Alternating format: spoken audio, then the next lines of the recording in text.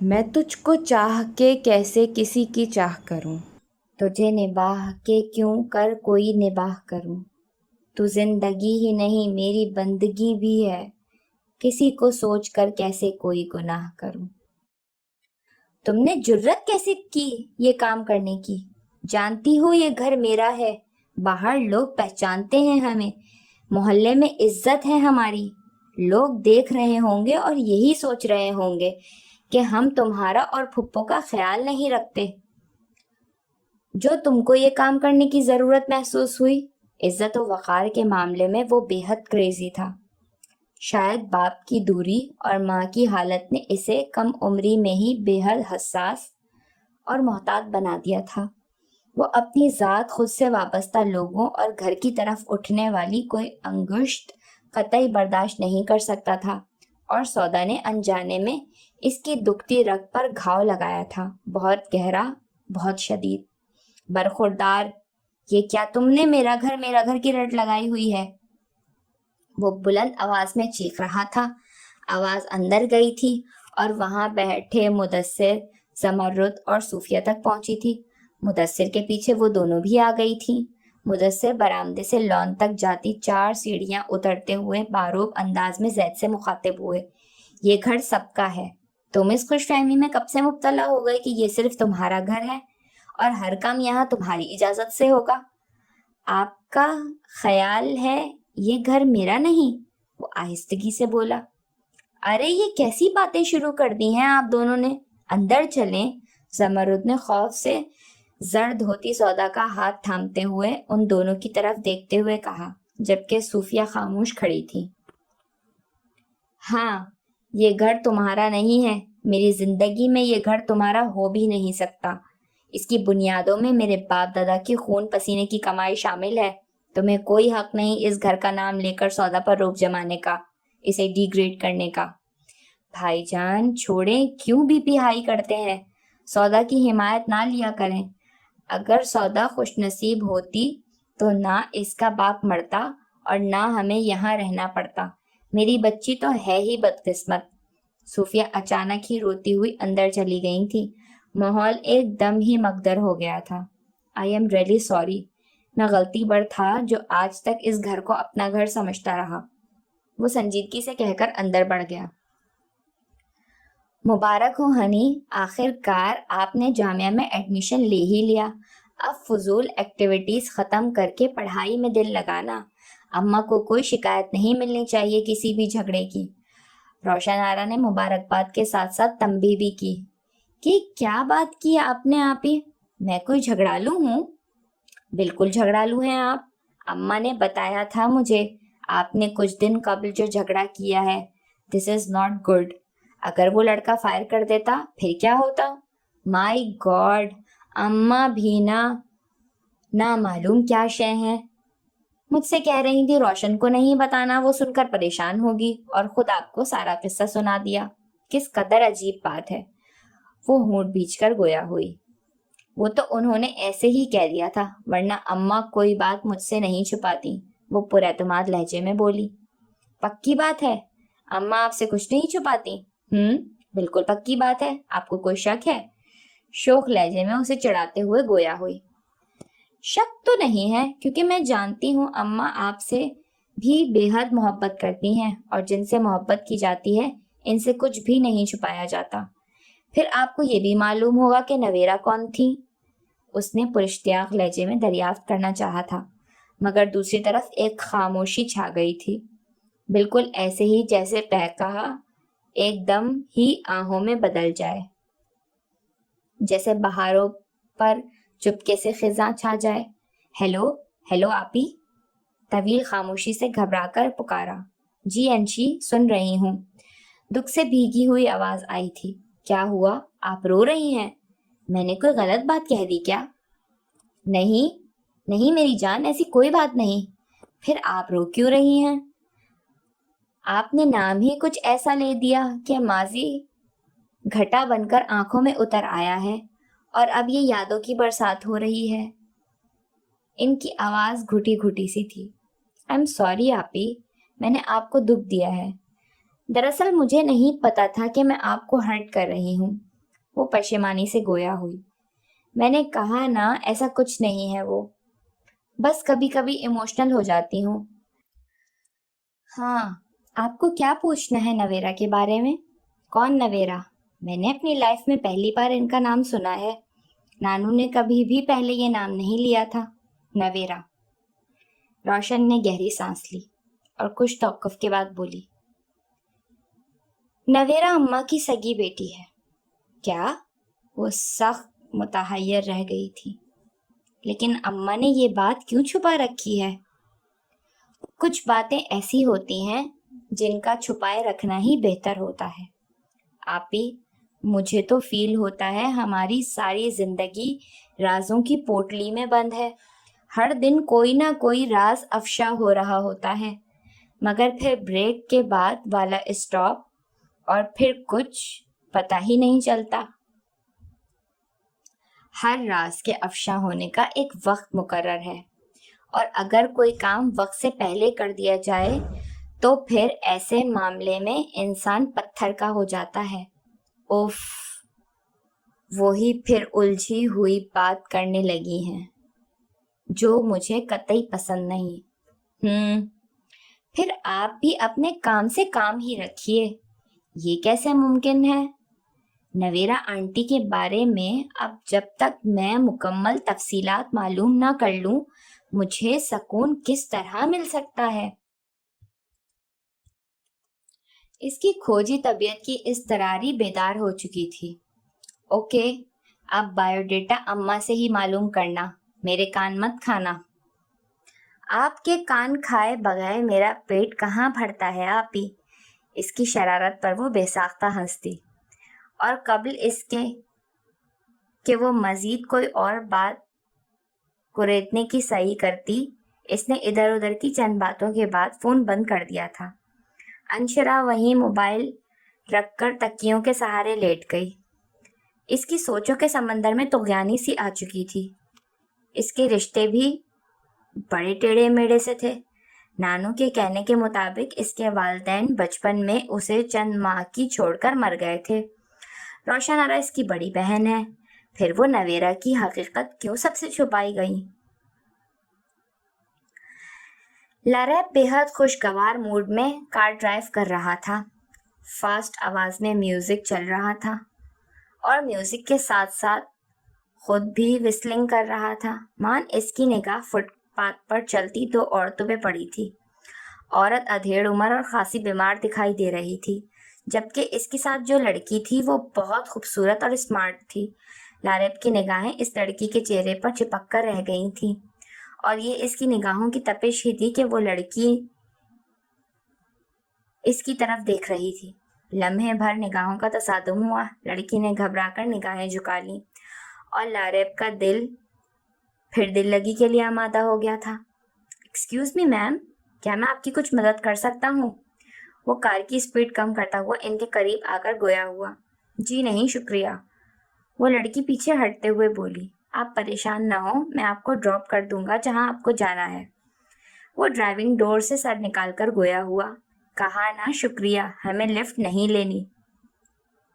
وہ لڑکی خاصی ہراساں دکھائی دے رہی تھی، سہمے انداز میں گویا ہوئی تھی. لاریب کے اندر پھلجھڑیاں سی پھوٹنے لگی تھی. اس کے اندر جو ایک سرکشی تھی، حیوانی خواہشات کی پیروی جو ہر دم بے قل و بے قرار رہتی تھی. اس ہرنی جیسی خوف زدہ لڑکی کا حصول اس کے لیے ناگزیر ہو گیا تھا. وہ کار سے اتر کر اس ادھیڑ عمر عورت کی طرف بڑھا. آنٹی، آپ مجھے کچھ بیمار اور تھکی ہوئی لگ رہی ہیں. یہاں آپ کو کوئی کنوینس بھی نہیں ملے گی. آپ مجھ پہ بھروسہ کریں، جہاں جائیں گی مجھے بتائیں، میں آپ کو پہنچا دوں گا. خاتون سے بات کرنے کے دوران وہ اپنی بہکتی نگاہوں کو قابو نہیں کر پا رہا تھا جو اس لڑکی کے چہرے کے بدلتے رنگوں پر مرکوز تھی. بیٹا، ہم اجنبی شہر میں ہیں اور آتے ہی لٹ گئے. اس عورت کی آواز میں پریشانی و تفکر تھا. اوہ، کیا ہوا؟ کہاں سے آئے ہیں آپ لوگ؟ خانپور سے آئے ہیں. رات کو آنکھ لگ گئی تھی اور اس موقع سے فائدہ اٹھا کر دوسری سیٹ پر بیٹھی فیملی ہمارا سارا سامان لے کر اسٹیشن پر اتر گئی. صبح جب آنکھ کھلی تو کچھ بھی نہ تھا.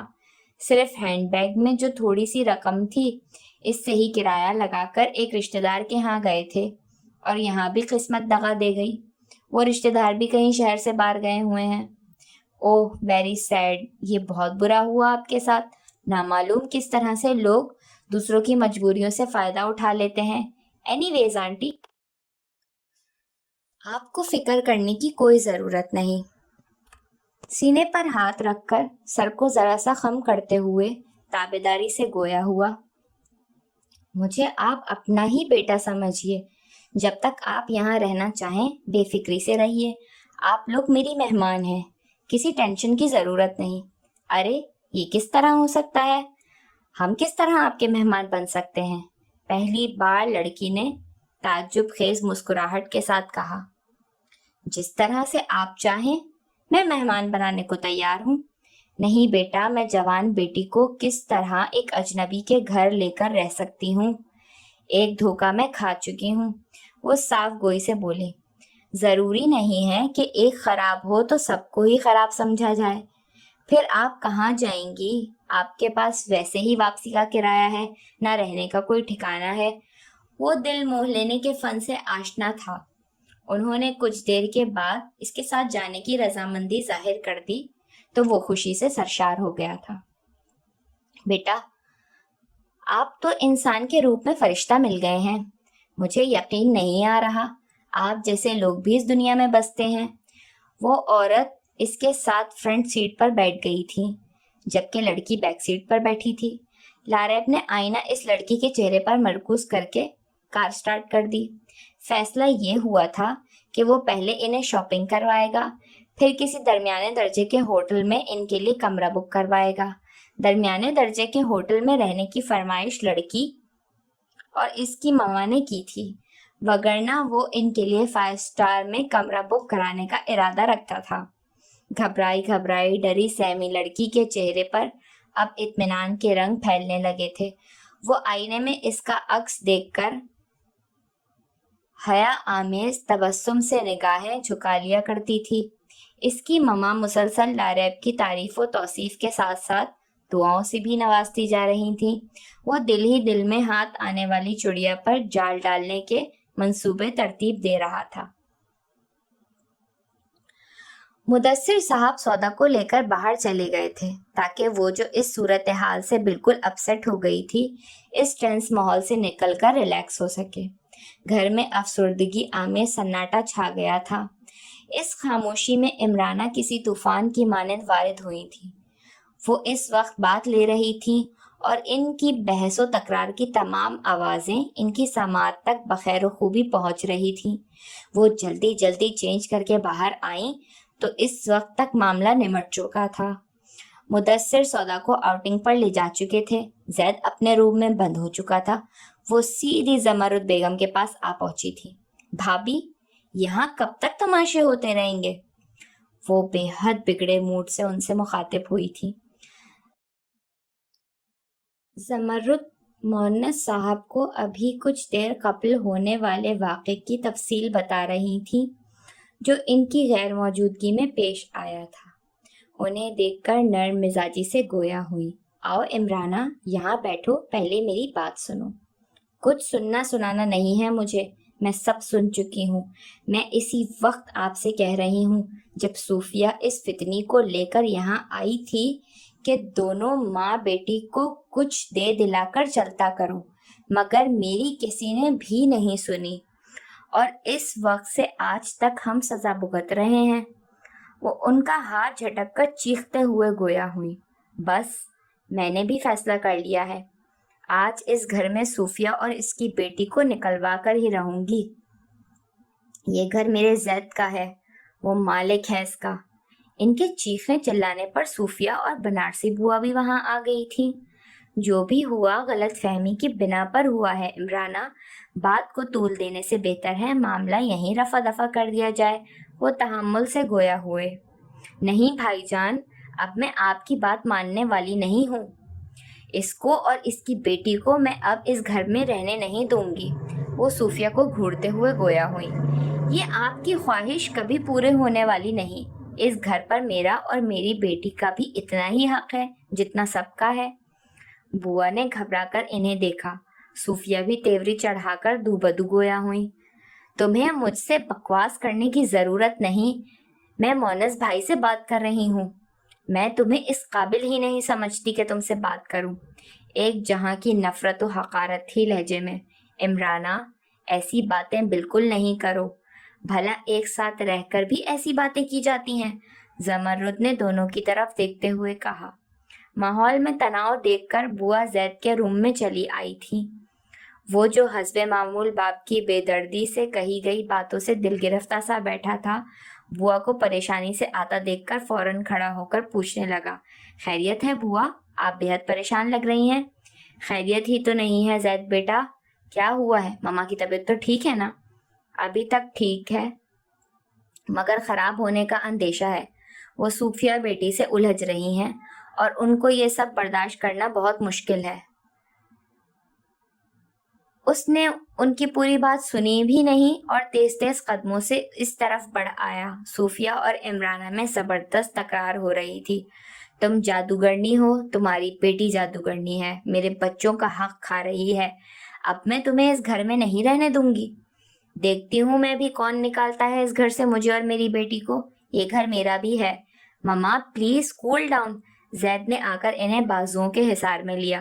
دیکھ رہے ہو نا، یہ گھر پرائے لوگوں کے لیے اپنا اور اپنوں کے لیے پرایا بنایا جا رہا ہے۔ مدثر محض آپ کو نیچا دکھانے کے لیے اس 2 کوڑی کی لڑکی کو اپنے ساتھ گھمانے لے گئے ہیں، وہ ہذیانی انداز میں کہہ رہی تھی۔ زید ان کو اسی طرح بازو کے حصار میں لیے ہوئے وہاں سے چلا گیا تھا۔ بھائی جان، دیکھا آپ نے، زید نے کس طرح اپنی ماں کو لیا اور چلا گیا، میری طرف دیکھا بھی نہیں۔ ٹھیک کیا اس نے، جب تک وہ یہاں رہتی تم باز آتی اور نہ عمرانہ کی زبان قابو میں رہتی۔ چند سیکنڈ میں گھر مچھلی بازار بن گیا تھا۔ عمرانہ بھابھی نے اول دن سے مجھ سے بیر رکھا اور بدقسمتی میری یہ ہوئی کہ شادی کے چند سال بعد ہی اجڑ کر پھر اس دہلیز پر آ گئی۔ انہوں نے جذباتی انداز میں رونا شروع کر دیا تھا۔ کیوں بار بار قسمت کو کوسنے بیٹھ جاتی ہو صوفیہ، جو ہونا تھا وہ ہو گیا۔ ان کے آنسو مونس اور زمرد کو بےکل کرنے لگے۔ صاحب اور بیگم صاحبہ نے ہزاروں رشتوں میں سے عارف بیٹے کا رشتہ چنا تھا۔ آہ، کیا پتا تھا وہ کم عمر لکھوا کر لائے ہیں۔ بنارسی بوا بھی دوپٹے کے پلو سے آنکھیں صاف کرتے ہوئے بولی۔ چلو منہ ہاتھ دھو، سودا کے آنے سے پہلے اپنا موڈ درست کرو۔ ہاں بالکل ٹھیک کہہ رہی ہیں بہو بیگم، اگر سودا بیٹیا نے تمہیں روتے دیکھ لیا تو وہ خود بھی رونے بیٹھ جائیں گی۔ بہت حساس دل ہے ان کا، اور ابھی وہ خود بھی پوری طرح نہیں سنبھلی ہوں گی۔ یہ سب میری غلطی ہے، مجھے زید کو بتانا چاہیے تھا کہ وہ میرے دوست کے بیٹوں کے بچے ہیں، اور میرے کہنے پر ہی سودا انہیں پڑھا رہی ہے۔ مونس کو بھی معمولی سی بات کا اتنا بڑھ جانے کا افسوس تھا۔ ایک بات تو سچ ہے، عمرانہ بہو اور زید بیٹا سودا کی ذرا سی غلطی معاف نہیں کرتے، بلکہ مجھے لگتا ہے زید تو سودا کی غلطیوں پر ہی نگاہ رکھتے ہیں کہ غلطی نہ بھی ہو وہ سزا دینے کو تیار رہتے ہیں۔ بوا بس اب ختم بھی کرو، جلتی پر تیل ڈالنے کی صحیح اچھا نہیں، زمرد نے انہیں تنبیہ کی۔ گرم گرم ناشتہ تیار ہے ماما، نوفل لوازمات سے بھری ٹرے سینٹر ٹیبل پہ رکھتے ہوئے گویا ہوا۔ ارے بیٹا، آپ نے کیوں ناشتہ تیار کیا؟ مجھ سے کہا ہوتا میں پکا دیتی۔ اتنے ڈھیر ملازمین کی گھر میں موجودگی کس لیے ہے؟ زرقا بیگم نے حیرانی بھرے لہجے میں کہا۔ ماما، نوکروں پر منحصر کرنے والا بندہ نہیں ہوں میں، آپ تو میرے لیے کچھ نہ کچھ پکاتی رہتی ہیں۔ آج میرے ہاتھ سے تیار کیا ناشتہ ٹیسٹ کر کے دیکھیے کیسا پکا ہے۔ بغیر ٹیسٹ کیے بتا سکتی ہوں بہترین ناشتہ ہوگا، کیونکہ یہ میرے بیٹے نے پکایا ہے۔ میرا بیٹا کوئی چیز بذائقہ نہیں پکا سکتا۔ ان کے شفقت بھرے انداز میں بے حد اعتماد و محبت تھی۔ نوفل کے سنجیدہ چہرے پر لمحے بھر مسکراہٹ ابھر کر غائب ہو گئی تھی۔ کلاسز شروع ہو گئی ہیں آپ کی؟ انہوں نے ہاف فرائیڈ انڈے پر کالی مرچ چھڑکتے ہوئے استفسار کیا۔ ابھی کلاسز شروع نہیں ہوئی ہیں, ایڈمیشن اوپن ہے. ایک عرصہ ہو گیا ہے آپ تنویر بھائی کی طرف نہیں گئے. کچھ دن پہلے وہ آئے تھے, بہت یاد کر رہے تھے. آپ ٹائم نکال کر کچھ دن کے لیے چلے جائیں وہاں, وہ خوش ہو جائیں گے. کچھ دنوں کے لیے؟ وہ بوائل انڈا کانٹے میں پھنسا کر بولا. کچھ دنوں کے لیے. ایک دن سفر میں ہی کٹ جائے گا. میں جانتا ہوں ماما, مجھے وہاں جاتے ہوئے بہت عجیب سا فیل ہوتا ہے. میرے دل و دماغ نامعلوم احساسات میں جکڑ جاتے ہیں. نہ جانے ایسا کیوں ہوتا ہے. وہ الجھا سا بولا تھا. ارے ایسا کیوں فیل کر رہے ہیں آپ بیٹا؟ وہ آپ کے ماموں کا گھر ہے, بہت VIP پروٹوکول دیتے ہیں وہ لوگ آپ کو. پھر اس گھر میں آپ کی ماما کی یادیں ہیں. رقیہ نے اس گھر میں ہی جنم لیا تھا. اس عورت کا نام نہ لیا کریں ماما پلیز. ایک اذیتناک جنون اس کے وجیح چہرے پر سرخی بن کر ابھرا تھا. سوری بیٹا, آپ کے لیے وہ عورت نہیں, ماں ہے, اور ماں صرف ماں ہوتی ہے. وہ نرمی سے گویا ہوئی. ماں اسے قدرت نے بنایا اور وہ ماں بن کر بھی ماں نہ بن سکی. ایک عورت ہی رہی, ناجائز خواہشوں کے پیچھے بھاگنے والی کمتر عورت. وہ گویا شعلوں میں گھر گیا تھا. زرقا کو احساس ہوا وہ غلط ٹائم پر کچھ زیادہ ہی جذباتیت کا شکار ہو گئی تھی. وہ حشاش پشاش موڈ میں ان کے پاس آیا تھا اور وہ بے دہانی میں اس ٹاپک پر بات کرنے لگی جو اس کے لیے سب سے زیادہ ناپسندیدہ اور ناقابل برداشت تھا. میری ماں آپ ہیں اور صرف آپ ہیں. آپ کے علاوہ مجھے کسی دوسری ماں کی ضرورت نہیں. آئی نو میری جان. بہت محبت سے اسے سینے سے لگایا. میری ممتا کو بھی آپ کے روپ میں قرار ملا ہے. پھر آپ کیوں اس عورت کو میری ماں کہتی ہیں؟ کچھ رشتے ایسے ہوتے ہیں بیٹا جن کو مانا جائے یا نہ مانا جائے, وہ اپنی جگہ پر مضبوطی سے قائم رہتے ہیں. آئی ڈونٹ کیئر, اس نے نفرت سے سر جھٹکتے ہوئے کہا. اس کے چہرے پر اچانک پھیلتی ناگواری نے بابر کو چونک کر گیٹ کی سمت دیکھنے پر مجبور کر دیا تھا اور دوسرے لمحے میں گہرا سانس لے کر رہ گیا تھا, کیونکہ کل تک وہ جس لڑکی کے نام سے ناواقف تھا اب واقف ہو چکا تھا, اور وہ ان سے جونیئر تھی. ان میں سے ایک لڑکی عاقفہ, اور اس رات تکرار جس لڑکی سے ہوئی تھی اس لڑکی کا نام انشرا تھا. دونوں ہی خوش مزاج اور شوخ و چنچل لڑکیاں تھیں. وہ وہاں داخل ہوئیں اور ان سے فاصلے پر موجود ٹیبل پر بیٹھ گئی تھیں. بابر کی نگاہیں بھی پلٹ آئی تھیں. یہ تمہارا موڈ کیوں آف ہو گیا ہے؟ ابھی تو فریش تھا.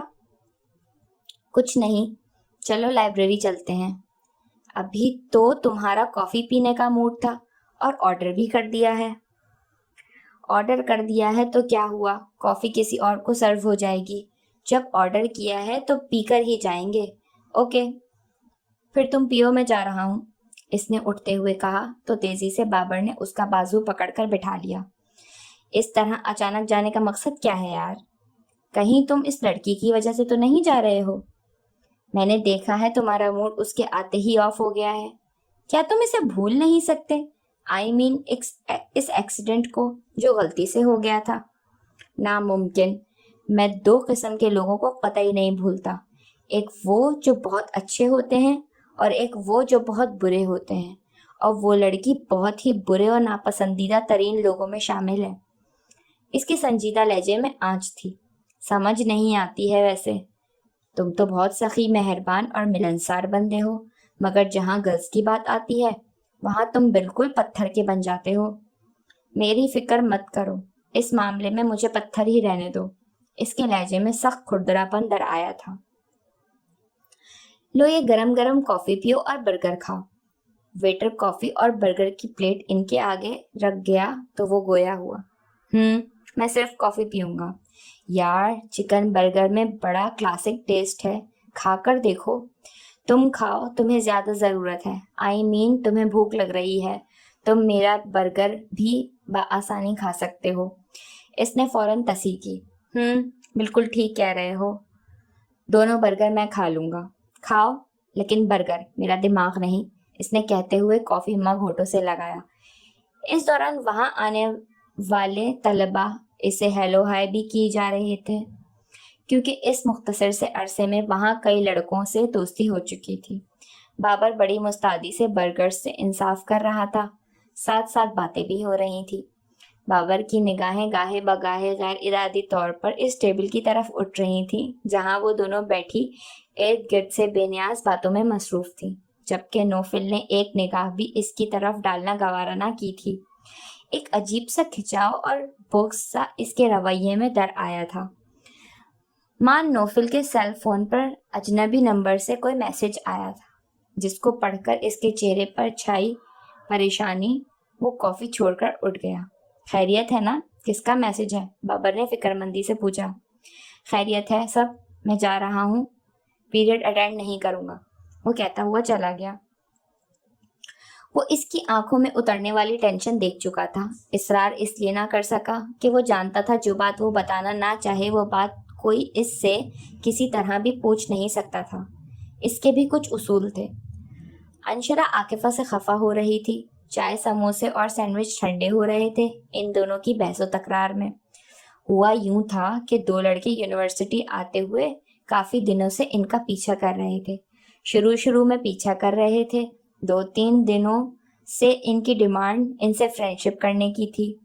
وہ دونوں سیریس نہ لے کر اگنور کرتی رہی، لیکن آج تو حد ہی ہو گئی تھی۔ ان میں سے ایک لڑکے نے عاکفہ کا ہاتھ پکڑنے کی صحیح کی تو انشرا نے ان دونوں کے تھپڑوں اور مکوں سے مزاج ٹھکانے لگا کر رکھ دیے تھے۔ وہ دونوں تو اس وقت چلے گئے تھے، مگر ساتھ ہی ان کو خطرناک نتائج کی سخت دھمکیاں دے کر بھی گئے تھے، اور اس نے ان کی دھمکیوں کو ہوا میں اڑا دیا تھا، جبکہ عاکفہ سخت خوفزدہ ہو رہی تھی ان دھمکیوں سے۔ پلیز مان جاؤ یار، پولیس میں کمپلین کر دو، وہ لڑکے بڑے بدماش لگ رہے ہیں، وہ اپنی مار کا بدلہ ضرور لیں گے۔ عاکفہ نے پھر اس کی منت کی۔ کچھ نہیں ہوگا، میں کہہ رہی ہوں، جو مار انہوں نے کھائی ہے وہ ان کو ساری زندگی یاد رہے گی۔ وہ اب واپس آنے والے نہیں ہیں، پلیز میرا سر کھانے کے بجائے سموسے کھاؤ۔ وہ صدا کی پرواہ و بے فکری تھی۔ عاکفہ کی پریشانی اس پر ذرا اثر انداز نہ ہوئی تھی۔ سموسے پر کیچپ ڈال کر کھاتی ہوئی مزے سے گویا ہوئی۔ وہ لوگ مجھے گڑبڑ ٹائپ کے لگ رہے ہیں، وہ بدلہ لیے بغیر نہیں چھوڑیں گے، ہمیں آج ہی پولیس میں رپورٹ کرنی ہوگی۔ تم جانتی ہو پولیس سے رابطہ کرنے کا مطلب ہے سب کو خبر ہونا، اور اگر یہ بات میرے گھر تک پہنچ گئی تو سمجھو امریکہ میں روشن آپی تک بھی پہنچ جائے گی۔ پھر وہ خاموش ہو کر سموسہ کھانے لگی۔ پھر کیا ہوگا؟ چپ کیوں ہو گئی؟ پھر یہ ہوگا کہ روشن آپی جو پہلے ہی ہمارے یہاں رہنے کی سخت خلاف ہیں، فوراً سے بیشتر ہمیں یہاں سے بھگا کر دم لیں گی، اور یہ ہوگا اس بار نانو بھی ہمارا ساتھ نہیں دیں گی۔ لیکن روشن آپی کو بتائے گا کون؟ بالے بھائی ایسے کام بڑے شوق سے کرتے ہیں۔ توبہ، تم ان کو بالے بھائی کیوں کہتی ہو؟ اتنی کیوٹ تو ہیں بالی آپا، تم نے خواہ ان کا نام بگاڑا ہوا ہے۔ میرا کوئی بھائی نہیں ہے نا، ان کو بھائی کہنا مجھے اچھا لگتا ہے۔ نوفل وہاں سے گزرتا ہوا ان کو مکمل نظر انداز کر رہا تھا۔ اس شخص کو دیکھ کر میرا حلق تک کڑوا ہو جاتا ہے، بالکل کریلے جیسا آدمی ہے۔ وہ دور جاتے نوفل کی پشت دیکھتے ہوئے بولی، یہ تم زیادتی کر رہی ہو، بہت سویٹ پرسن ہے۔ اینی وے، یہ دوسری بات ہے کہ ہمارے قریب سے گزرنا بھی پسند نہیں کرتے، گویا ہم چھوت کے مرض میں مبتلا ہوں اور ان کو بیماری لگ جانے کا اندیشہ ہو۔ لاریب نے سارا دن ان ماں بیٹی کے ہمراہ گزارا تھا۔ وہ عورت جتنی باتونی تھی، اس کی بیٹی اتنی کم گو اور شرمیلی تھی۔ اس کی خوشی سے باچھیں کھلی جا رہی تھیں۔ کم عمر اور حسین لڑکیاں اس کی کمزوری تھیں۔ پہلے ایک اعلیٰ قسم کے ہوٹل میں وہ ان کو لنچ کروانے لے گیا تھا۔ وہاں سے شاپنگ سینٹر کی سخاوت و دریا دلی نے لڑکی کو بھی خاصا متاثر کیا تھا۔ وہ اس کی مسکراہٹ کا جواب مسکراہٹ سے دینے لگی تھی۔ کئی مقام پر اس نے اس کی ماں سے نگاہیں چرا کر اس کا ہاتھ تھاما تھا۔ اس نے کوئی مزاحمت کیے بنا ہاتھ اسے تھما ڈالا تھا۔ وہ چڑیا کے لیے دانہ ڈال رہا تھا اور چڑیا جال میں پھنسنے لگی تھی۔ بیٹا، مجھے سمجھ نہیں آ رہی کہ میں کس منہ سے آپ کا شکریہ ادا کروں۔ آپ جس طرح ہمارے ساتھ مہربانی کر رہے ہیں، یقین نہیں آ رہا کہ یہ سب حقیقت ہے، کوئی خواب نہیں۔ ڈنر کے بعد وہ اس ہوٹل میں آ گئے تھے جہاں انہوں نے رہنے کی فرمائش کی تھی۔ یہ ہوٹل اوسط درجے کا تھا۔ کمرے میں آتے ہی وہ عورت جس نے اپنا نام رفیقہ اور لڑکی کا نام فریحہ بتایا تھا ممنون لہجے میں گویا ہوئی تھی۔ پھر فریحہ شرمیلی مسکراہٹ سے کہنے لگی، آج کا دن بہت ہی مبارک ثابت ہوا ہے۔ ہمارے لیے میں سوچ بھی نہیں سکتی تھی یہ دن اتنا اچھا ہوگا۔ دن کو چھوڑو، یہ بتاؤ میں اچھا نہیں ہوں؟ رفیقہ کے واش روم میں جاتے ہی وہ اس کے قریب صوفے پر آ کر بیٹھتے ہوئے سرگوشی میں گویا ہوا۔ ہاں، یہ کیا کہا آپ نے؟ آپ تو بہت اچھے ہیں، سب سے اچھے ہیں۔ جھوٹ بول رہی ہیں آپ۔ وہ اس کو دور ہوتے دیکھ کر خفگی سے گویا ہوا۔ ریلی، قسم سے آپ بہت اچھے ہیں، بہت ہی اچھے۔ اس کو سنجیدہ ہوتے دیکھ کر وہ ہراساں ہوئی۔ ایک بات میں بھی بتاؤں؟ اس کا ہاتھ اپنے ہاتھ میں جکڑتے ہوئے کہا۔ فریحہ نے اس کی طرف دیکھا مگر فوراً ہی نگاہیں جھکا دی تھی۔ بہت شرربار آنکھیں تھیں، دہکتی ہوئی، جلاتی ہوئی۔ اس دنیا کی تم پہلی لڑکی ہو جس نے ایک نظر میں ہی میرے دل پر قبضہ کر لیا ہے۔ میں تمہیں دیکھ کر ایسا سوچ رہا ہوں جیسے میں تمہیں صدیوں سے جانتا ہوں۔ تم وہی ہو جو میرے خوابوں میں آتی ہو۔ وہ اس کا ہاتھ تھامے خوابناک لہجے میں کہہ رہا تھا اور فریحہ گم سم ہو گئی تھی اور اس کیفیت کو نوٹ کرنے لگی تھی۔ کیا ہوا؟ کیا میرا بے تکلفی سے تم پکارنا اچھا نہیں لگا؟ نہیں، ایسی تو کوئی بات نہیں۔ پھر کیا میرا پسندیدگی کا اظہار پسند نہیں آیا؟ نہیں، ایسا بھی کچھ نہیں ہے۔ نہیں، کچھ تو ہے، وہ بضد ہوا۔ مما ایسے لوگوں کو پسند نہیں کرتی ہیں جو ایک ہی ملاقات میں فری ہو جائیں۔ میری مما بے سخت روایتی عورت ہیں۔ اوکے، میں بھی برابر والا روم بک کروا رہا ہوں۔ مما کے سونے کے بعد وہاں آ جانا۔ ہم وہاں بیٹھ کر مما کو راضی کرنے کی پلاننگ کریں گے۔ دراصل میں تم سے شادی کرنا چاہتا ہوں۔ وہ آنے کا وعدہ لے کر اٹھ گیا تھا۔ سودا نے ان کے ہمراہ سہمے سہمے انداز میں گھر میں قدم رکھا تھا۔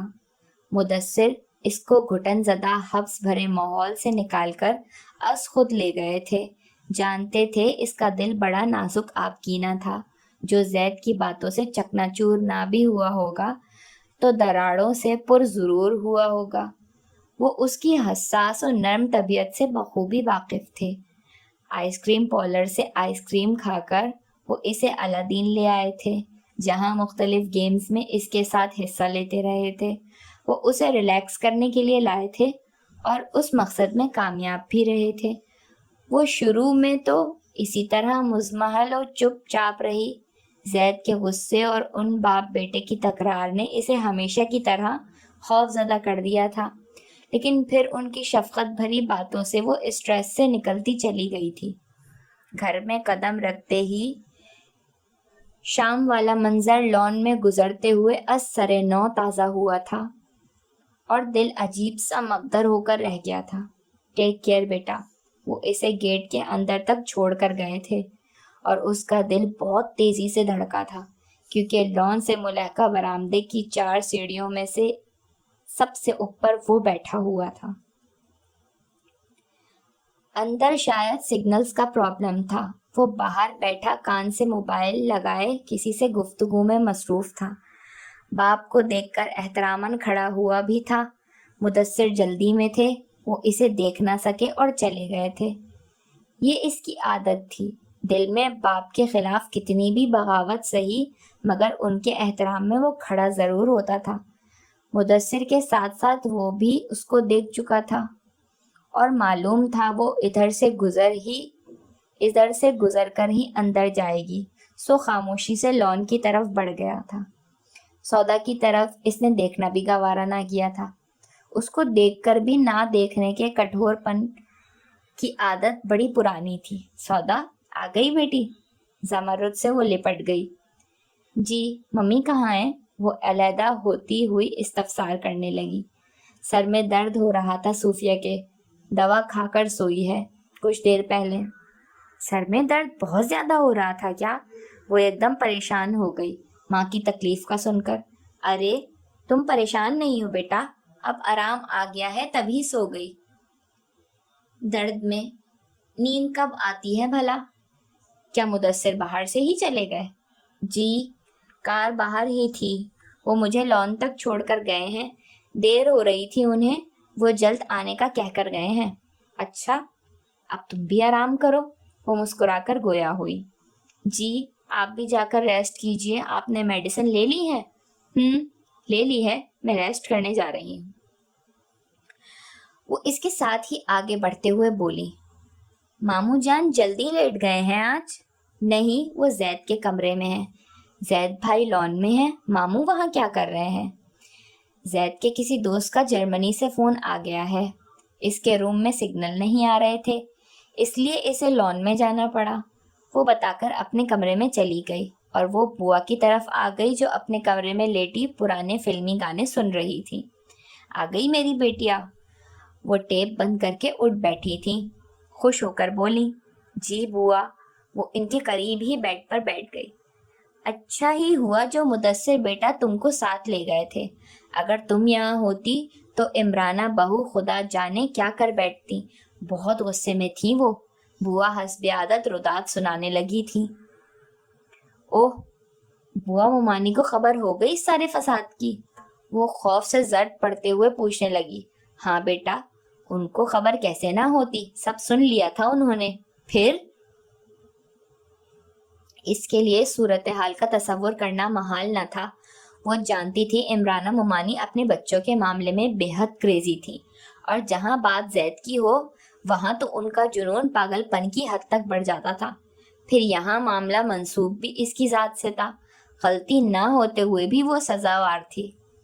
کیا کیا انہوں نے؟ ارے یہ پوچھو کہ کیا نہیں کیا انہوں نے؟ زمرد بہو اور مونس بیٹے سے الجھی علیحدہ، اور صوفیہ بیٹی کو بھی نہیں بخشا، جو منہ میں آیا کہتی چلی گئی۔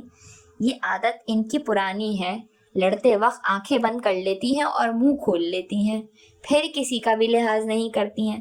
بیچاری ممی نے میری وجہ سے کیا کچھ نہ سنا ہوگا، ممانی کو تو بس موقع چاہیے ہمیں ذلیل و بے عزت کرنے کا۔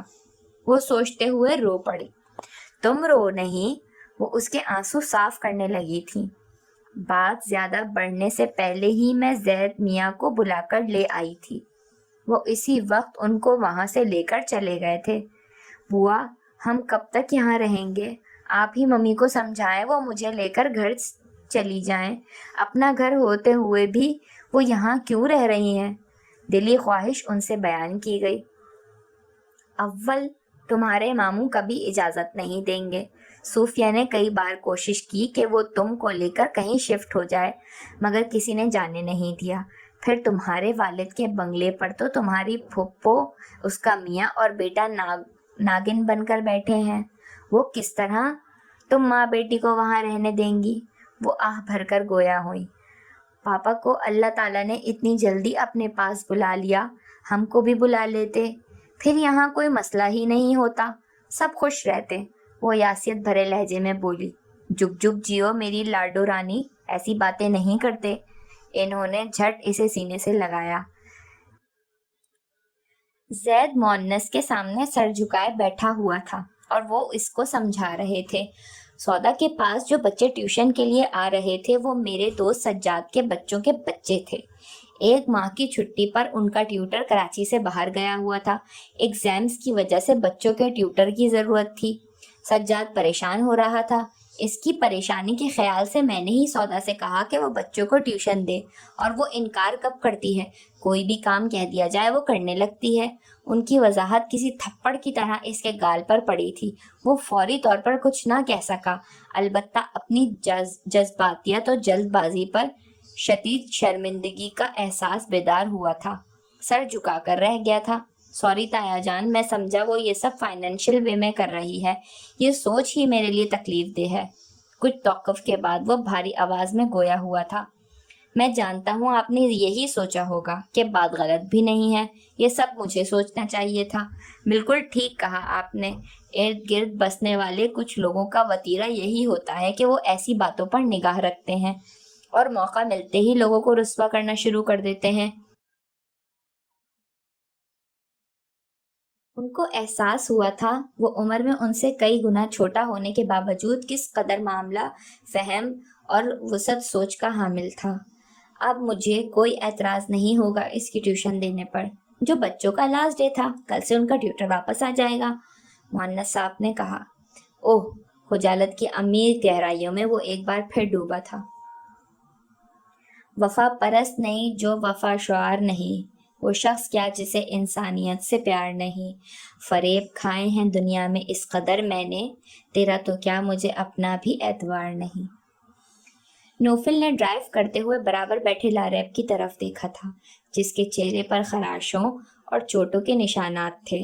وہ سیٹ کی بیک سے ٹیک لگائے نڈھال انداز میں بیٹھا ہوا تھا، ایک آنکھ بھی سوجی ہوئی تھی۔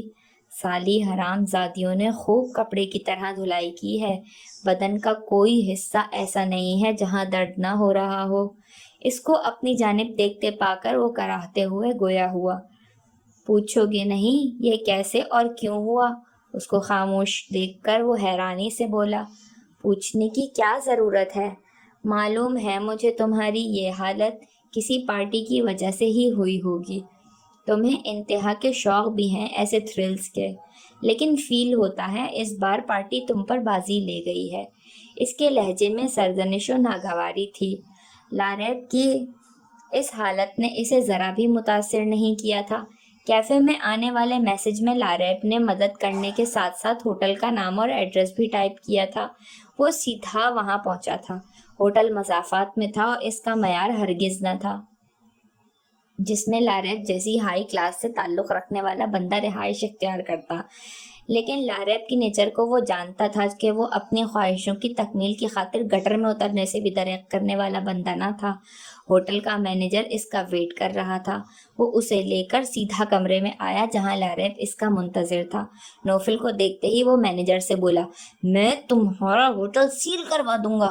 کیسی سیکیورٹی ہے؟ یہاں کی 2 عورتیں میرا سارا قیمتی سامان لے کر فرار ہو گئی اور کسی نے دیکھا بھی نہیں۔ وہ مینیجر کا گریبان پکڑ کر چیخنے لگا تھا۔ سر آپ نے کہا تھا وہ لڑکی آپ کی وائف اور عورت ساس ہے، ہم کیسے ان پر شک کر سکتے تھے؟ لیکن میں پھر بھی آپ سے معافی مانگتا ہوں، پلیز سر معاف کر دیں۔ نوفل نے اس کی گرفت سے مینیجر کا گریبان چھڑوایا تھا۔ مینیجر خاصا گھبرایا ہوا تھا، ہاتھ جوڑ کر عاجزی سے گویا ہوا، ساری رات رسیوں سے بندھا پڑا رہا ہوں، کسی ویٹر نے بھی آ کر نہیں دیکھا؟ میں اس ہوٹل کی اینٹ سے اینٹ بجا دوں گا۔ سر ایسے نہ کریں، آپ نے ہی تو دروازے کے باہر ڈونٹ ڈسٹرب کی سلیٹ لگوائی تھی۔ وہ تو اتفاق سے ویٹر کے گرنے سے دروازہ کھلا تو معلوم ہوا کہ وہ لاک نہیں تھا اور آپ رسیوں میں جکڑے ہوئے تھے۔ معلوم ہوتے ہی ہم نے آپ کی خدمت میں کوئی کمی نہیں چھوڑی تھی۔ مینیجر کافی دیر سے ہی اس کے عتاب کا شکار بنا ہوا تھا اور خوف زدہ بھی تھا، کیونکہ اس کی شخصیت اور رویے سے لگ رہا تھا وہ کسی طاقتور فیملی سے تعلق رکھتا ہے۔ پھر نوفل کو دیکھ کر اس کے گمان پر یقین کی مہر لگ گئی تھی اور اسے ہوٹل کی ساکھ اور اپنی نوکری جاتی دکھائی دے رہی تھی۔ ابھی پتہ چل جائے گا تمہیں میرا کس خاندان سے تعلق ہے۔ اسٹاپ اٹ لاریب، اب ختم بھی کرو۔ اس کی مداخلت پر وہ چپ ہوا اور خاموشی سے معاملہ رفع دفع کرنے پر مینیجر کا بہت ممنون و مشکور تھا۔ لاریب اس کا موڈ آف ہوتا دیکھ کر جھگڑا بھول کر اس کے ساتھ چلا آیا۔ ہوٹل سے خاصا فاصلہ طے کرنے کے بعد ہی اس نے ہی گفتگو میں پہل کی تھی۔ بائے فیس وہ چالاک ماسیاں بڑی شریف و نیک دکھائی دے رہی تھیں اور وہ فریحہ لگ رہا تھا بہت شائع ہے، نگاہیں اٹھا کر بات ہی نہیں کرتی تھی اور اس کی موٹی مما کے منہ سے پھول جھڑتے تھے، میری تعریفیں کرتی تھکتی نہیں تھی۔ سب فراڈ تھی سالی۔ شکار ہاتھ سے نکل گیا تھا۔ غم و غصے سے اس کا برا حال تھا۔ وہ دوہرے صدمے سے دوچار اس لیے ہوا تھا کہ اس نے دھوکہ کھایا تھا۔ نہ صرف وہ اس کے ہاتھ نہ آئی تھی بلکہ شرمندگی بھی۔ حسب وعدہ فریحہ رات کو اس کے روم میں آئی تھی اور باتوں کے دوران اس نے پرس سے پرفیوم کی بوتل نکال کر اسپرے کیا تھا۔ یہ سب اتنا اچانک ہوا کہ وہ خود کو سنبھال نہ پایا تھا اور چکرا کر گر گیا تھا، لیکن یہ بے ہوشی زیادہ دیر قائم نہ رہ سکی۔ اس کی آنکھ کھلی تو وہاں منظر بڑا عجیب تھا۔ فریحہ اس کے کوٹ کی جیبوں سے والیٹ اور دیگر سامان نکالنے میں مصروف تھیں۔ اسے ہوش میں آتے دیکھ کر وہ دونوں چوکنا ہوئی تھی۔ اس نے فریحہ کا ہاتھ پکڑ لیا۔ فراڈ، میرے ساتھ فراڈ کر رہی ہو تم لوگ؟ ارے اس کمبخت کو بڑی جلدی ہوش آ گیا، تم نے اسپرے کم کیا تھا کیا؟ وہ اس کی رسٹ واچ کھولتے ہوئے تیز لہجے میں بولی۔ میں چھوڑوں گا نہیں تمہیں، ابھی بتاتا ہوں۔ اس نے غصے سے کہتے ہوئے اٹھنے کی صحیح کی، لیکن دوسرے ہی لمحے فریحہ نے اس کے چہرے پر ناخنوں سے حملہ کر دیا تھا اور وہ ابھی اپنا بچاؤ کر نہ پایا تھا کہ فریحہ کی ممی نے اسٹون کی ایش ٹرے اس کے سر پہ دے ماری تھی۔ پھر وہ مزاحمت کر نہ پایا تھا۔ جب دوبارہ ہوش آیا تو خود کو رسیوں میں جکڑا پایا، پھر ویٹر کی مدد سے رسیوں سے آزاد ہوا تو معلوم ہوا وہ دونوں فرار ہو چکی ہیں، اور جاتے جاتے اس کا والیٹ، گولڈ کی چین اور رسٹ واچ کے علاوہ اس کا موبائل بھی لے گئی تھی۔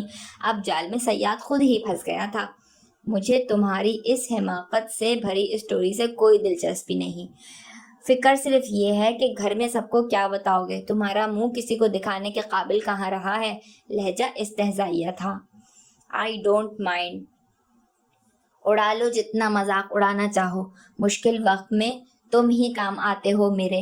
اب تم ہی بتاؤ کیا کرنا ہے؟ اس وقت مجھے ممی کی سخت ضرورت محسوس ہو رہی ہے۔ اتنی تکلیف میں صرف ماں ہی درد سمجھ سکتی ہے۔ اگر پین اتنا نہیں ہوتا تو میں ایک ہفتے کے لیے آؤٹ آف سٹی چلا جاتا، مگر تم یہ سب چھوڑ کیوں نہیں دیتے؟ وہ سنجیدگی سے بولا۔ یہ بھی کوئی چھوڑنے کی چیز ہے یار، تم شادی کیوں نہیں کر لیتے؟ میرے خیال میں تمہیں شادی کر لینی چاہیے، ان احمقانہ حرکتوں سے تو بچو گے۔ شادی اور میں؟ نو نیور، ایک ہی چہرہ ساری زندگی برداشت نہیں کر سکتا میں میرے بھائی، میں شادی کے لیے پیدا نہیں ہوا ہوں۔ نوفل نے سر جھٹک کر کار کی سپیڈ بڑھا دی تھی۔ یار اتنے عرصے بعد ہماری ملاقات ہوئی ہے، کیا تم باہر سے باہر ہی مجھے ٹرخا دو گے؟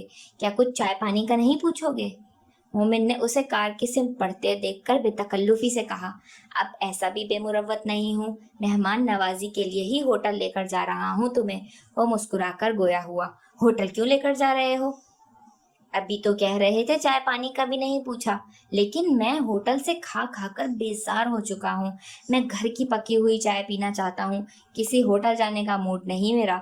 اس نے قطعی انداز میں ہوٹل جانے سے انکار کر دیا تھا، اور وہ اسے باہر کے باہر ٹرخانے کا اس لیے کر رہا تھا کہ اندر صرف سودا تھی۔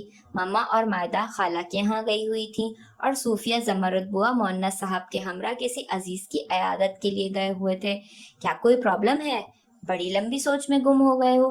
مومن اس کی رگ رگ سے واقف تھا۔ کوئی پرابلم نہیں، آؤ چلو۔ وہ اسے لے کر لان میں آگے بڑھ گیا۔ مومن کو اپنے روم میں بٹھا کر وہ نیچے آیا تو سودا لاؤنج میں بیٹھی نوٹس بنا رہی تھی اور اپنے کام میں اس قدر منہمک تھی کہ اس کی آمد کو بھی محسوس نہ کر سکی۔ وہ بھی وہیں رک گیا تھا۔ پنک و وائٹ کاٹن کے ایمبرائڈری سوٹ میں اس کی ہلکی گلابی رنگت نمایاں تھی۔ سیاہ ریشمی بالوں کی موٹی لٹیں بائیں شانے سے نیچے لٹک رہی تھیں۔ ارد گرد گویا روشنی کا ہالہ سا پھیلا ہوا تھا۔ ایک نامانوس سی کشش تھی۔ وہ پہلی بار بے خود سا اسے دیکھ رہا تھا۔ یہ مکھڑا، یہ رنگ روپ، یہ جوبن کی مہکتی بہار تمہارے لیے نئی تو نہیں ہے۔ اس سے کہیں زیادہ خوبصورت اور دلکش لڑکیوں سے تم نے دوستی نہیں کی، مگر تمہاری الیک سلیک رہی ہے۔ تعلیمی مراحل طے کرتے ہوئے ہزاروں نازنینوں معجبینوں سے تم نے دامن بچایا ہے۔ یہ حسن کے باغ پن تمہارے لیے بالکل بھی نیا نہیں ہے۔ پھر تم اسے دیکھ کر کیوں شاکڈ رہ گئے؟ نہیں نہیں، یہ مجھے کیا ہو رہا ہے؟ میں اس لڑکی کے لیے سوچ رہا ہوں۔ یہ وہ لڑکی ہے جس کو میں خواب میں بھی دیکھنا پسند نہیں کرتا۔ یہ لڑکی وہ دیوار ہے جو باپ اور بیٹے کے درمیان حائل ہے۔ یہ میرا نہیں، مائدہ کا بھی حق مارے ہوئے ہے۔ اس کی رسائی میری سوچوں تک بھی ممکن نہیں ہو سکتی۔ نفرت کی تند و تیز لہر نے وقتی طور پر ابھر کر آنے والے جذبات کو نیست و نابود کر دیا تھا۔ اس کے چہرے پر وہی سرد مہری چھائی ہوئی تھی جو عموماً اسے دیکھ کر چہرے پر از خود ڈراتی تھی۔ یہ اس کی سرد مہر نگاہوں کی ہی تپش تھی جو ارد گرد سے بے نیاز پڑتی سودا کو تپش کا احساس دلا گئی تھی۔ آپ؟ وہ تیزی سے کتاب اور پین رکھ کر کھڑی ہوئی۔ کچھ چاہیے آپ کو؟ اس کا حلق خشک ہو گیا تھا۔ چائے 2 कप फटाफट, वो बेनियाजी से कहता हुआ चला गया। वो चंद लम्हे खड़ी अपनी मुंतशिर सांसों को दुरुस्त करती रही। वो इससे कम ही कम मुखातिब हुआ करता था। वो होते हुए भी इसकी निगाहों से ओझल ही रहती थी।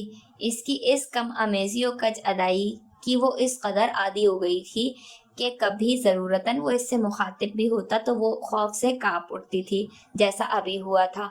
इसने खुद को संभालते हुए किचन में कदम रखा। केटल में चाय के लिए दूध में पत्ती डालकर बर्नर पर रख दिया।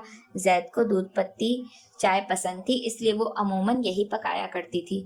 वो सिर्फ चाय का कहकर गया था, मगर ये इस घर की रिवायत नहीं थी कि मेहमानों को सिर्फ चाय ही पेश की जाए। इसने फ्रिज से केक निकाला जो दोपहर को ही इसने बेक किया था। नगेट्स और शामी कबाब फ्राई करने में ज़्यादा टाइम न लगा। फ्रूट चाट और पिज़्ज़ा ब्रेड से ट्रॉली खूब सज गई थी। वो ट्रॉली लेकर आई तो दरवाज़ा बंद नहीं था। इसने झिझकते हुए ट्रॉली कमरे के अंदर की, जिससे ट्रॉली पर रखे कांच के बर्तनों की हल्की सी खड़खड़ाहट गूंजी थी। वो दोनों करीब बैठे कोई फाइल देख रहे थे। आवाज पर दोनों की ही निगाहें उठी थीं। वो नर्वस सी ट्रॉली पकड़े खड़ी थी। वो दोनों ही खड़े हो गए थे। झुकी झुकी निगाहों और गुलाबी आर्ज़ों पर लरसती स्याह रेशमी पलकें कुछ ऐसा मंजर पेश कर रही थी कि मोमिन मबहूत सा रह गया था। किसने कहा था यहाँ आने के लिए? वो इसके करीब आकर दबे लहजे में गुर्राया। जाओ यहाँ से। इसने इसे हाथ से ट्रॉली लेकर कहा था। वो पहले ही धड़कते दिल के साथ वहां आई थी। इसकी गुर्राहट ने रही सही कसर भी निकाल दी थी। वो सटपटाकर तेजी से कमरे से निकल गई थी। कौन है ये? मोमिन की निगाहें अभी तक दरवाजे पर चिपकी थीं। कजन है। जैद को इसकी निगाहों के जाविये जरा ना भाए। तुम्हारी कजन? वो सर पर हाथ रखकर जहन पर जोर देने लगा, फिर याद आने पर हैरानी से गोया हुआ। अच्छा, ये तुम्हारी कजन सूफिया फूफो की बेटी सौदा थी, है ना? माई गुडनेस, कितनी प्रिटी हो गई है सौदा। बचपन में तो बात करते करते इसे इसकी खामोशी का एहसास हुआ तो वो चुप हो गया था। सॉरी यार, कुछ ज्यादा ही बोल गया हूँ। वो हनूस खामोश था। अनशरा इन लड़कों की धमकियों को ज़रा भी संजीदगी से नहीं ले रही थी। वो बहुत ज़्यादा पुरएतमाद और निडर तबीयत की मालिक थी।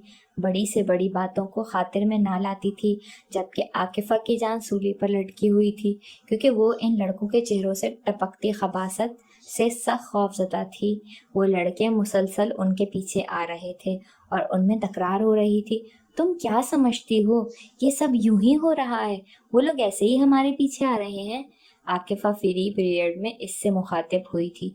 कुछ लोगों की खसलत कुत्तों की तरह होती है। वो हर एक के पीछे इसी तरह भागते हैं और जब हड्डी नहीं मिलती तो दुम दबाकर भाग जाते हैं। इन कुत्तों को जब लिफ्ट नहीं मिलेगी वो भी भाग जाएंगे। वो बिखरे बालों को कैचर में जकड़कर बेपरवाही से बोली, मुझे समझ नहीं आ रहा तुम इस मामले को इतना लाइट क्यों ले रही हो। तुम मेरी बात सुनने वाली नहीं हो। मैं कल ही आकर आंटी से बात करूंगी और उनको सारी सूरत हाल बताऊंगी। वो गुस्से से झुंझला कर गोया हुई। नानू को बताकर तुम खुद ही तन्हा रह जाओगी। याद रखना। क्या मतलब? यही कि वो मुझे यूनिवर्सिटी आने से रोक देंगी, कहीं और मेरा एडमिशन हो जाएगा, या हो सकता है कि हम वापस हरिपुर चले जाएं, कहीं वापस ना आने के लिए। इसके लहजे में सच्चाई थी। आकिफ़ा दहल कर रह गई। रियली मैं तुम्हारे बगैर नहीं रह सकूंगी। पहली बार मुझे तुम्हारे जैसी दोस्त मिली है। तुमसे जुदाई का तस्वुर भी मैं नहीं कर सकती अंशरा। वो रोने लगी। मोहब्बत मैं भी तुमसे करती हूँ आकिफ़ा। वो उसकी मोहब्बत से मुतासिर हुई थी कि ऐसी बेलौस दोस्ती कभी नहीं देखी थी। फिर इस मसले का हल निकालो ना। ओके, वापसी में आज भी अगर वो लोग हमारे पीछे आए तो मैं पुलिस में शिकायत कर दूंगी। तुम फिक्र मत करो। ये हुई ना दोस्तों वाली बात। वो आंसू साफ करती हुई बोली। एक्सक्यूज मी मैम, आप परेशान लग रही हैं। मैं आपकी कोई मदद कर सकता हूँ? बाबर का गुजर इत्तफाकिया तौर पर वहां से हुआ था। वो आकिफ़ा के आंसू देखकर वहां रुककर इस्तफसार करने लगा था। जी नहीं, हमें आपकी मदद की कोई ज़रूरत नहीं है, अंशरा ने सख्त बदमिजाजी से जवाब दिया। आप तो खासी नाराज महसूस हो रही हैं। क्या आप इस रात होने वाला हादसा कभी भूल नहीं सकती? बाबर अंशरा से खासी शाइस्तगी से गोया हुआ। क्यों भूलूं? कुछ बातें ऐसी होती हैं जो कभी भूल कर भी नहीं भूली जाती। वो हनूस इसी लहजे में बोली। मैम, आप ही अपनी फ्रेंड को समझाइए। आपको भी इन्होंने वो तमाम वाक़या बताया तो होगा जो हमारे दरमियान वजह तनाज़े साबित हुआ था, और अब इत्तेफाक से हम एक दरसगाह में पढ़ रहे हैं, تو ہمیں باہمی تنازعات بھلا کر ساتھ چلنا ہوگا، وہ نرمی سے کہہ رہا تھا۔ انشرا فائل و پرس لے کر آگے بڑھ گئی۔ یہی باتیں آپ اپنے دوست کو بھی سمجھا سکتے ہیں۔ انشی سے غلطی ہوئی تھی تو زیادتی انہوں نے بھی کم نہیں کی تھی۔ آپ ان کو سمجھائیں کہ وہ اس کو سوری کہہ دیں، معاملہ سالو ہو جائے گا، وگرنہ میں جانتی ہوں وہ بھی پہل نہیں کرے گی کبھی۔ وہ آگے جاتی انشرا کو دیکھ کر مدھم لہجے میں جلدی جلدی کہہ رہی تھی، پرابلم یہی تو ہے، نوفل بھی کبھی پہل نہیں کرے گا۔ پھر آپ اپنے کام سے کام رکھیں۔ وہ پرس سنبھالتی خفگی سے گویا ہوئی۔ یہ بھی ممکن نہیں ہے، بے ساختہ جملہ ادا ہوا تھا۔ کیوں ممکن نہیں ہے؟ وہ سخت حیران ہوئی۔ کیوں ممکن نہیں ہے؟ اس کے عجیب انداز میں دہرایا گیا جملہ اس نے دوبارہ دہرایا اور پھر لمبے لمبے ڈگ پڑتا چلا گیا۔ واہ، عجیب پاگل آدمی ہے، وہ بڑبڑاتی ہوئی آگے بڑھ گئی تھی۔ جامعہ سے واپسی پر گرے کار نے ان کا پیچھا نہیں کیا تھا۔ وہ دونوں ہی مسلسل ادھر ادھر دیکھتی ہوئی آئی تھیں۔ دیکھا، میں نے کہا تھا نا، کتوں کو ہڈی نہ ملے تو وہ پیچھا چھوڑ دیتے ہیں۔ بھاگ گئے وہ لوگ بھی نئے شکار کے پیچھے۔ وہ کار ڈرائیو کرتی عاکفہ سے گویا ہوئی۔ مجھے یقین نہیں آ رہا کہ لوگ ہمارا پیچھا چھوڑ چکے ہیں۔ عاکفہ کے لہجے میں ابھی بھی بے اعتباری و خوف تھا۔ اب یقین نہ آنے کی کیا بات ہے، مجھے لگ رہا ہے یہ ان کی کوئی چال نہ ہو۔ حد ہوتی ہے وہم و شک کی بھی۔ اب وہ ہم سے چال چل کر کیا کریں گے؟ پہلے وہ ہمارے پیچھے یہ سوچ کر آئے تھے کہ ہم بھی آج کل کی ان بیوقوف لڑکیوں کی طرح ان کی باتوں میں آ جائیں گے، مگر جواب میں جب ان کو تھپڑ اور لاتیں ملی تو وہ ڈرانے دھمکانے کی نیت سے ہمیں فالو کرتے رہے، اور ہم ڈرے نہیں تو وہ دم دبا کر بھاگ گئے۔ ایسے لوگ ایسے ہی کرتے ہیں جب ان کی دال نہیں گلتی تو۔ اس نے چوئنگم سے بڑے بڑے ببل بناتے ہوئے کہا۔ ٹھیک کہہ رہی ہو تم، وہ کھل کر مسکرائی۔ موسم ایک دم بدل گیا تھا۔ ماحول میں خنکی اور ہوا میں ٹھنڈک بڑھ گئی تھی۔ رات کھانے کے بعد وہ ماما کے ساتھ عقبی لان میں واک کر رہا تھا، ساتھ ہی وہ باتیں بھی کرتے جا رہے تھے۔ ماما کچھ دیر میں ہی تھک گئی تھیں۔ وہ ان کا ہاتھ تھام کر قریبی بینچ پر بیٹھ گیا۔ میری خاطر آپ واک کیوں چھوڑ دیتے ہیں؟ آپ واک کریں، وہ نوفل سے شفقت سے مخاطب ہوئیں۔ آپ کے ساتھ مجھے واک کرنا اچھا لگتا ہے ماما، لیکن میرا بڑھاپا آپ کا ساتھ کہاں دے سکتا ہے بیٹا۔ محبت صرف محبت دیکھتی ہے، عمر نہیں۔ اللہ آپ کی عمر دراز کرے، سدا خوش رکھے۔ میں سوچ رہی ہوں ابھی آپ کی منگنی کر دوں، شادی تعلیم مکمل ہونے کے بعد کروں گی۔ کیا ماما؟ اس کو گویا 440 واٹ کا جھٹکا لگا تھا۔ وہ بالکل حق دق رہ گیا تھا۔ ارے آپ اس قدر حیران کیوں ہو رہے ہو بیٹا؟ اس کی حیرانی پر وہ بے ساختہ ہنس پڑی تھی۔ آپ مذاق کر رہی ہیں نا؟ آئی نو آپ مذاق کر رہی ہیں، اس نے بیٹھتے ہوئے حیرانی سے پوچھا۔ میں مذاق کیوں کروں گی؟ منگنی شادی کوئی مذاق نہیں ہے۔ آپ کو معلوم ہے میں ایسی کوئی خواہش نہیں رکھتا، لیکن میں شدید خواہش رکھتی ہوں آپ کی شادی کرنے کی۔ میرے علاوہ اور بھی لوگ ہیں، آپ ان کی شادیاں کر کے اپنا شوق پورا کر لیجئے۔ میں کبھی شادی نہیں کروں گا۔ اس کا لہجہ اٹل تھا، کسی چٹان کی طرح سخت و بے لچک۔ ان میں سے کوئی بھی نوفل نہیں ہے، سب میرے بیٹے جیسے ہیں، مگر کوئی بھی میرے نوفل جیسا نہیں۔ فرتے جذبات سے ان کی آواز بھاری ہو گئی تھی۔ وہ کچھ نہیں بولا، صرف انہیں دیکھتا رہا۔ یہ کس طرح ممکن ہے؟ سب کے گھر بس جائیں اور میرے نوفل کا گھر آباد نہ ہو، ہر کوئی رنگوں سے کھیلے اور میرا بیٹا بے رنگ رہے۔ ماما، آپ وہ خواب دیکھ رہی ہیں جس کی تعبیر نہیں ہوتی ہے۔ ایسے خواب صرف خواب رہتے ہیں، ان بے بس و بے کس پنچھیوں کے مانند جو پیدائشی پروں سے محروم ہوتے ہیں، اڑنے کی صلاحیت سے نابلد۔ خواب کس طرح حقیقت کے پروں کے ساتھ منزل تک پہنچتے ہیں یہ میں آپ کو بتاؤں گی۔ آج ہی شام تنویر اور اس کی بیٹی ساریہ سے میری اسکائپ پر بات ہوئی ہے۔ ساریہ ماشاءاللہ بہت پیاری بچی ہے۔ وہ گویا تصور میں ساریہ کی صورت دیکھ رہی تھی۔ اس کو دیکھتے ہی میرے دل میں اسے اپنی بہو بنانے کا خیال آیا ہے۔ بہت غلط خیال آیا ہے آپ کے دل میں۔ کیا حرج ہے؟ وہ آپ کے ماموزاد ہے۔ کوئی بھی ہو، مجھے اس صنف سے ہی نفرت ہے۔ ایک عورت کی غلطی کی سزا عورت کو دیں گے آپ؟ وہ دکھی انداز میں گویا ہوئی۔ پھر میں بھی ایک عورت ہوں، مجھ سے بھی نفرت کرتے ہیں؟ اوہ ماما، وہ گھٹنوں کے بل ان کے قریب بیٹھ گیا۔ آپ عورت نہیں، میرے لیے ماں ہیں، صرف ماں۔ ان کے ہاتھوں کو چومتے ہوئے بولنے لگا۔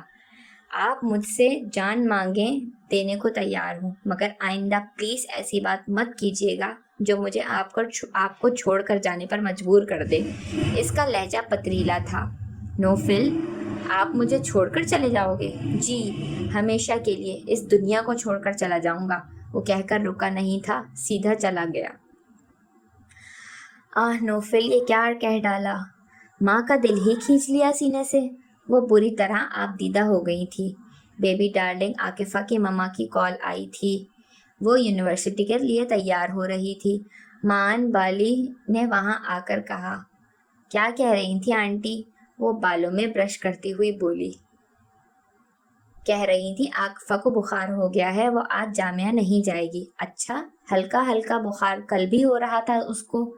عاکفہ نہیں جا رہی تو تم بھی چھٹی کر لو آج۔ کیوں چھٹی کر لوں؟ اس نے پرفیوم اسپرے کرتے ہوئے کہا۔ شاپنگ پر چلیں گے۔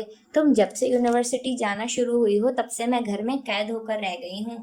سوری، میری آج بہت امپورٹنٹ کلاس ہے۔ عاکفہ نہیں جا رہی تو مجھے ضرور جانا ہوگا۔ وہ سن گلاسز اور دیگر سامان ہاتھ میں لے کر کمرے سے نکل گئی۔ تم نے اچھا یونیورسٹی جانا شروع کیا ہے، میں خوار ہو کر رہ گئی ہوں۔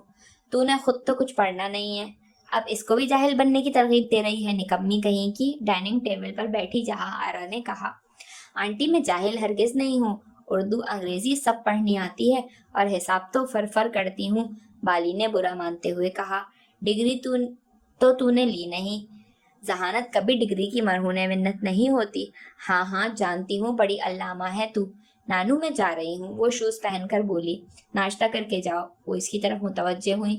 بالکل بھوک نہیں ہے، صبح ہی صبح خالی پیٹ ہرگز نہیں جانے دوں گی، قسم سے دل نہیں چاہ رہا، پھر باہر سے کیب بھی لینے میں ٹائم لگے گا۔ عاکفہ یونیورسٹی نہیں جا رہی ہے آج۔ ارے کتنے لوگوں سے کہہ کر رکھا ہے کوئی اچھا ڈرائیور ملے تو بتا دے، ابھی تک کسی نے بھی نہیں بتایا۔ آپ مجھے اجازت دے دیں، میں خود ڈرائیو کر سکتی ہوں۔ آنٹی ایسا بھول کر بھی مت کیجیے گا، بالی نے فوراً ہی کانوں کو ہاتھ لگاتے ہوئے کہا تھا۔ بالے بھائی، اس نے غصے سے اسے گھورا۔ بالی کو آنکھیں مت دکھاؤ، بالکل ٹھیک کہہ رہی ہے وہ۔ چلو یہ اورنج جوس پی کر جاؤ۔ نامعلوم کینٹین کا بدمزہ کھانا کیوں اچھا لگتا ہے۔ انہوں نے اسے زبردستی جوس پلایا اور خود جا کر اسے کیب تک چھوڑ کر آئی تھی۔ سیفی، تجھے یقین ہے وہ اسی راستے سے گزرے گی؟ اونچی جھاڑیوں کے پیچھے چھپے لمبے بالوں والے لڑکے نے دوسرے سے پوچھا۔ وہ 3 لڑکے تھے جو وہاں چھپے ہوئے تھے اور جامعہ کے اندر جانے والی سڑک کو دیکھ رہے تھے۔ آف کورس وہ روز یہاں سے گزرتی ہیں، آج بھی یہاں سے گزریں گی۔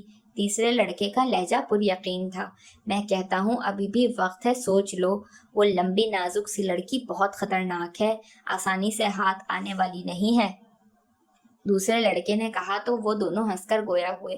مشکل سے ہاتھ آنے والا شکار ہی تو مزے کا شکار ہوتا ہے۔ تمہیں ہنسی آ رہی ہے اور مجھے خوف۔ دیکھنا ابھی وہ ٹارزن ٹائپ کی لڑکی جب تمہارے سامنے پڑی ہوگی تو تمہارا خوف کہاں بھاگتا ہے۔ وہ لڑکی تمہارے ہاتھ نہیں آئے گی، بہت تیز ہے وہ۔ اس وقت تک وہ آ جاتی ہے، ابھی تک کیوں نہیں آئی؟ سیفی ریاض کی بات انسنی کر کے گویا ہوا۔ شاید وہ لوگ نہ آئیں آج یونیورسٹی، اس طرح تو ہمارا پلان فلاپ ہو جائے گا۔ رفیق کا رہا، ہم نے ان کو فالو کیا ہے، وہ چھٹی کرنے والی اسٹوڈنٹس نہیں ہے، ہو سکتا ہے آج ان کو ہمارے منصوبے کی خبر ہو گئی ہو۔ تم نے خبر کیا ان کو؟ سیفی استہزائی انداز میں بولا۔ تم گدھے ہی رہو گے ہر حال میں ریاض۔ اس دوران وہاں یلو کیب آ کر رکی تھی اور اس میں سے نکلنے والے وجود کو دیکھ کر وہ چونکے تھے، پھر مستعدی سے کھڑے ہو گئے تھے۔ ارے لو، وہ آ گئی۔ مگر آج یلو کیب میں آئی ہے، وہ بھی تنہا، دوسری لڑکی ساتھ نہیں ہے، سیفی نے کہا۔ دوسری لڑکی کی ہم کو ضرورت بھی نہیں ہے۔ انشرا پرس اور کتابیں سنبھال کر کیب سے نکل آئی۔ نانو کیب والے کو کرایہ پہلے ہی ادا کر چکی تھی۔ وہ خرامہ چلتی ہوئی گیٹ کی جانب بڑھ رہی تھی۔ موسم ابر آلود تھا، خنک ہوائیں چل رہی تھیں۔ وہ گیٹ سے بہت دور تھی، ارد گرد سناٹا تھا۔ چند طلباء گیٹ سے قریب جاتے دکھائی دے رہے تھے۔ پہلی بار اسے اتنی تنہائی سے خوف آیا تھا اور وہ تیز تیز چلنے لگی۔ مان وہ دونوں لڑکے تیسرے کے ہمراہ جھاڑیوں سے نمودار ہوئے تھے۔ آداب عرض ہے، لمبے بالوں والا لڑکا آگے آ کر بولا۔ راستہ چھوڑو میرا۔ وہ راستہ روک کر کھڑے ہو گئے تھے۔ ہم راستہ چھوڑنے والے نہیں ہیں، بہتر یہی ہے چپ چاپ ہمارے ساتھ چلو، وہ تیسرا شخص غرا کر بولا۔ کیا بکواس کر رہے ہو، میں تمہارے ساتھ نہیں جاؤں گی، اس نے چیخ کر کہا۔ تبھی اس لمبے بالوں والے لڑکے نے آگے بڑھ کر اس کے رخسار پر زوردار تھپڑ مارا۔ چیخو مت، تم کو ہمارے ساتھ جانا ہوگا۔ پھر اپنے ساتھیوں سے بولا کہ وہ کار لے کر آئیں، کوئی بھی ادھر آ سکتا ہے۔ وہ دونوں وہاں سے بھاگ کر کار لینے گئے اور اس نے منہ پر ہاتھ رکھے کھڑی انشرا کا ہاتھ پکڑ کر کھینچنا شروع کر دیا تھا۔ اس کے رخسار پر پڑنے والا تھپڑ بہت طاقت سے پڑا تھا۔ تکلیف کے مارے اس کی آنکھوں کے آگے اندھیرا چھا گیا تھا۔ پرس اور کتابیں گر گئی تھیں۔ وہ اسے بازو سے پکڑ کر لے جا رہے تھے۔ چند لمحے اس کو حواس بحال کرنے میں لگے تھے اور حواس درست ہوتے ہی اس نے آنکھیں کھول کر اس لڑکے کو دیکھا اور دوسرے لمحے زوردار لات اس کے پیٹ میں ماری تھی۔ لڑکے کے لیے یہ غیر متوقع تھا۔ لات کھا کر وہ بے اختیار نیچے گر گیا تھا۔ انشرا نے ٹھوکر مارنی چاہی تو اس نے ٹانگ پکڑ کر اسے گرا دیا۔ وہ چیختی ہوئی منہ کے بل گری تھی۔ اسی اثنا میں اس کے ساتھی کار لے آئے تھے اور پھرتی سے انشرا کو کار میں ڈالا تھا اور کار لمحوں میں ہوا ہو گئی تھی۔